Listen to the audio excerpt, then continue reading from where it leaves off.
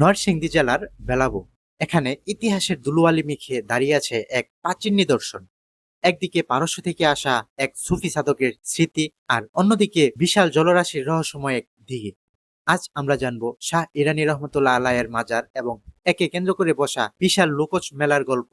লোকমুখে প্রচলিত আছে, ইসলাম প্রচারের উদ্দেশ্যে সুদূর পারস্য বা ইরান থেকে এই অঞ্চলে এসেছিলেন ধর্মপ্রাণ সুফি সাধক শাহ ইরানী রহমতুল্লাহ আলাই। এর পাশে অবস্থিত সুবিশাল মহারানীর দিঘি, যা এই পুরো এলাকাকে দিয়েছে এক অনন্য নান্দনিকতা। প্রতি বছর এই মাজারকে কেন্দ্র করে আয়োজিত হয় বার্ষিক উরুস ও বিশাল গ্রামীণ মেলা। এখানে বেশিরভাগ মানুষের মূল উদ্দেশ্য থাকে মাজার জিয়ারত ও মানত পূরণ করা।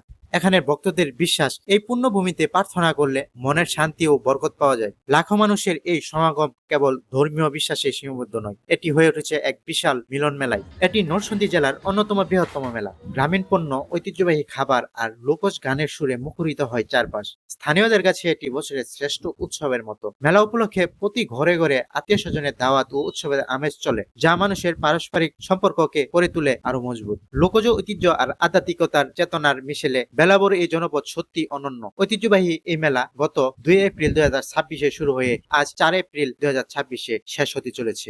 ভিডিওটি ভালো লাগলে অবশ্যই বন্ধুদের সাথে শেয়ার করবেন। কেউ যদি এই মেলাতে গিয়ে থাকেন তাহলে অবশ্যই কমেন্টে তা জানাবেন।